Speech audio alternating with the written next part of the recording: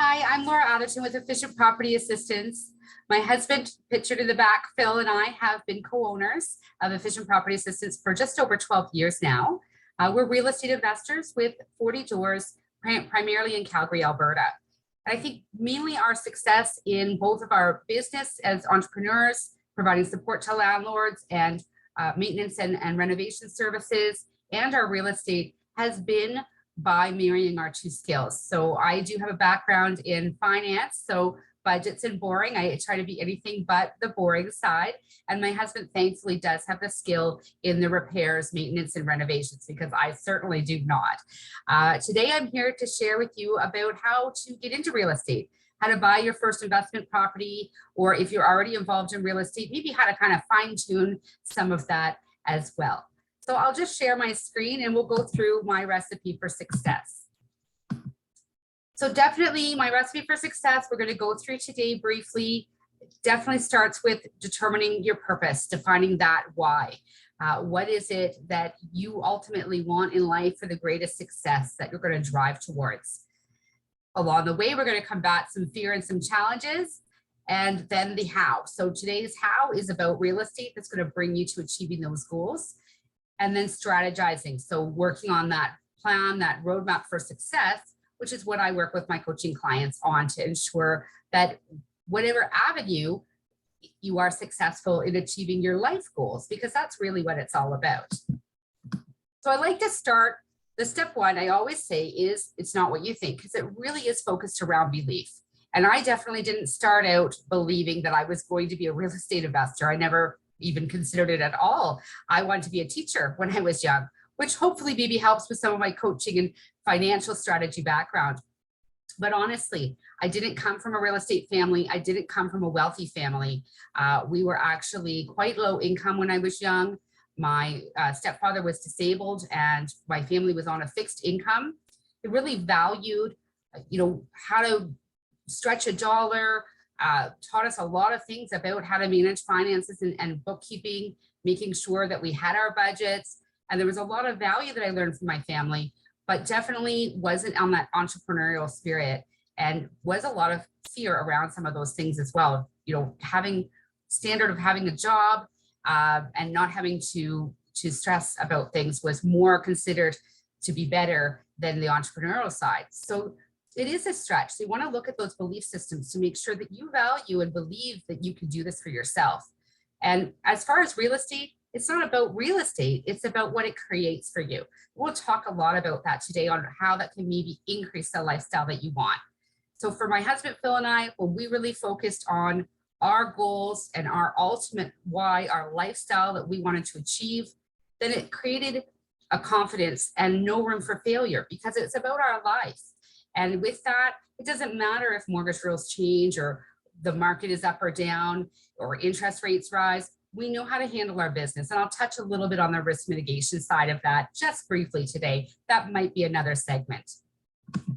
So with that, being really driven on your purpose. So what does real estate investing give to you? And you can change that from what does abundance give to you, or what does financial freedom give to you? Because that's, again, the ultimate goal here. So some of the values that I spent some time on were freedom. So freedom of choice of the type of work, the type of hours, the type of things that I wanted to do. I wanted to manage my own job as opposed to the 9 to 5. Making a difference is very important to me. I worked in not-for-profit for many, many years before I became a full-time real estate investor. And so I really value the opportunity to make a difference. And I have some big lofty goals around opening my own charitable foundation in the future.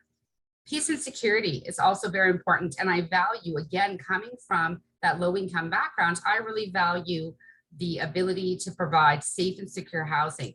One of the other components that we have, I believe everyone has a right to have a safe and secure home.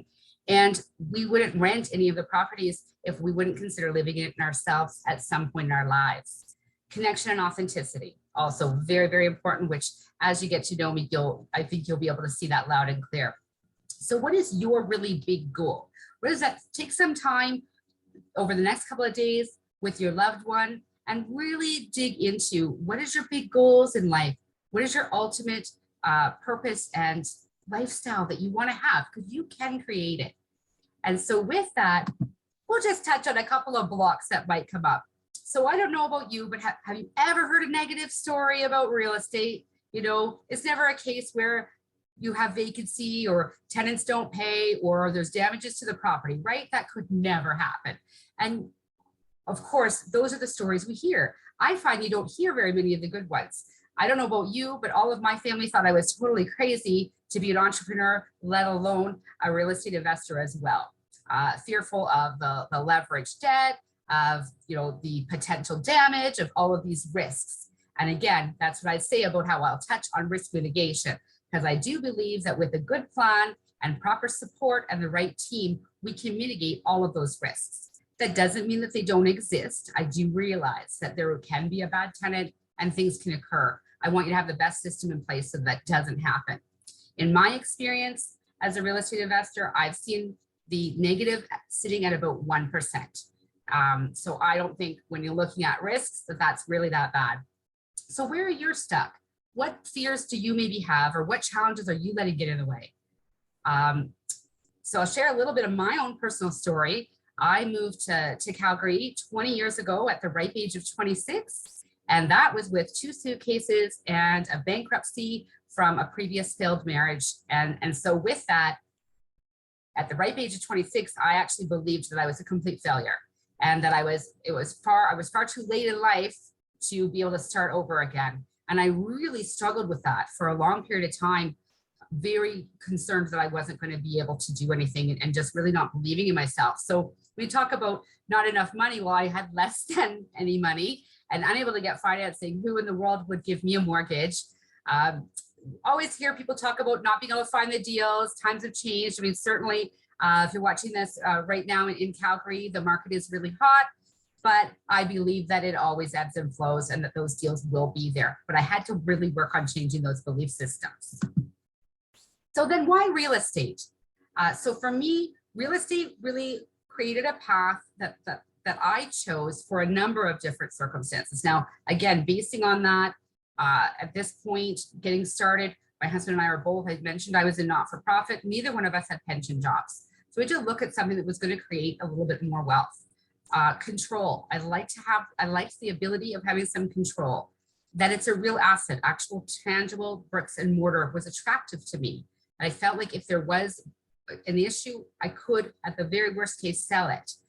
Increased growth and multiple streams of income. So as a business finance background, the parts that are really important to me is looking at real estate, each property as its own business and the ability for it to grow, ability for increased rents, ability to increase the appreciation on that property. So we look at the multiple streams of income, which would be cash flow, mortgage pay down, which the tenant's paying the rent is true money, and then market appreciation, of course, and then what we call forced appreciation. Again, because my husband can do the renovations, we have been focusing on units where we can legalize a secondary suite.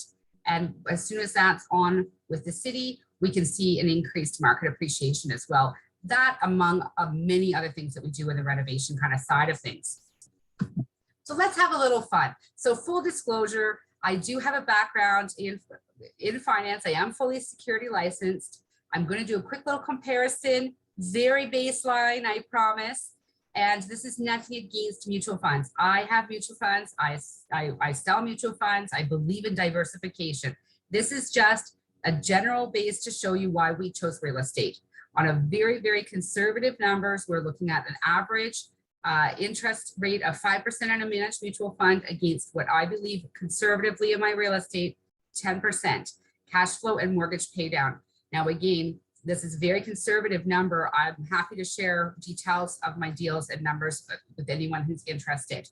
I took this over the course of a 10-year span. And when you can see that investment growth of almost 100,000 difference on just a very, very basic, that was attractive to us because we had to try to find a way to build the lifestyle that we wanted, be able to make a difference in the lives of ourselves and others, and find a way to fund retirement. Now, I've done this, just so you know, without any of the additional benefits. I didn't put in the real asset, the additional control, the market appreciation has not been factored in these numbers or rent increases. So just, putting that out there that this is very conservative. So then what do you need? right? You'll need to figure out the business of real estate. So you're like, okay, I'm excited. I can do this. I'm ready to do to get into real estate. Well, what type of real estate investor are you? And we're not going to figure this all out today, but these are just a few. So my husband and I do focus on a buy and hold strategy. Cash flow was incredibly important to us because we didn't have any cash. So I definitely needed that to be cash positive. And equity, consider what your importance is on the equity. Fix and flip. A lot of people get involved in fix and flip in order to create the money to build more into real estate and build wealth. Just watch your timing on those. And the flip to self, the ever popular BRRRR method, the buy, renovate, rent, refinance, and repeat, which if I'd known the acronym was going to be that easy, I should have created it myself, because that's exactly how Phil and I did our real estates to get started. So that's strategy. So looking at continuing on that plan, location is a key component. At one point, we did invest outside of Calgary into Ontario. I had a background, I've got some roots and family in Ontario, and the market was hot in Calgary. Who knew? And we decided to buy in Ontario at that point. And I learned really quickly that it didn't fit for us. And that was mainly because we had a team in Calgary and scale in Calgary that we could be able to handle differently than what we could in another city. Now, that's not to say we couldn't set those things up, but we were very predominantly, we learned that we were very much focused in the Calgary market with our team and would need to create a lot more. So it wasn't a fit for us. Different types of properties. We primarily do the suited homes because we are experts in the secondary suite legalization in Calgary for existing suites. Equity purchase or cash flow results. How important are either of those to you? And then how are you going to manage it? Doesn't matter to me if it's self-managed or property management, so long as it's managed. And that's going to be another component of your risk mitigation. And that's something I help a lot of the investors on as well. So looking at that last component, your ideal tenant profile. I love this. To me, this is the same level of any marketing strategy that you're going to do, is you need to know who your customer is. So my ideal tenant profile is a single or couple who's professional, young, up and coming, considering to buy their own property in the next, maybe 2 to 3 years. And so if that profile would never live in your home, in your rental, then you might have a problem. So wanting to take that almost the same layer of your why is looking at that from your tenant's perspective, and would they enjoy to live in your home? So finally, just to finish up for our quick segment today, my simple model for success is definitely number one, your why. So determining that purpose, that desire, what is it that you really want? Because that's how you're going to be the most successful. And then the second is your how. So how you're going to achieve it, what tools? Our tool is real estate. And thirdly, definitely to plan. So having that plan very clearly laid out, which is exactly what I love to help my clients do, and having that strategy for success. So please do email me for a free 30-minute session and see how you might be able to get started in real estate as well.